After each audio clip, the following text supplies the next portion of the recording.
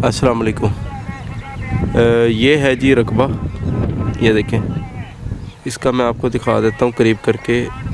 ये यहाँ से ना, इस बनने से ये 4.5 एकड़ है ऐसे लंबा, ठीक है, 4.5 एकड़ ऐसे। पीछे चले जाएं तो वो जो बेरी है मैं आपको करीब करके दिखा देता हूँ। ये बेरी है, बेरी का दरख्त, ये एंड है इस रकबे का।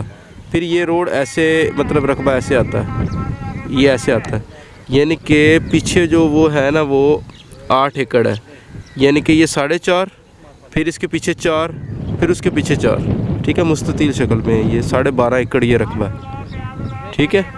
और सादिक कनाल, नहर किनारा सादिक कनाल का इसको पानी लगता है।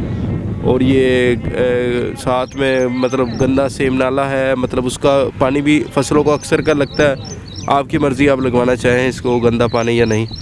तो वैसे ये तो नहर का पानी लग रहा है इनको ना, ठीक है। तो दोनों सहूलियत मौजूद है। अच्छा, इसको आप इधर से अगर आप देखते हैं तो वो ये देखें सामने, ये वो हैं टिब्बे, ठीक है। इसके बाद है ये वो सामने, अगर आपको मैं दिखा सकूँ तो ये पटन मीनारा सामने नज़र आ रहा है, ठीक है।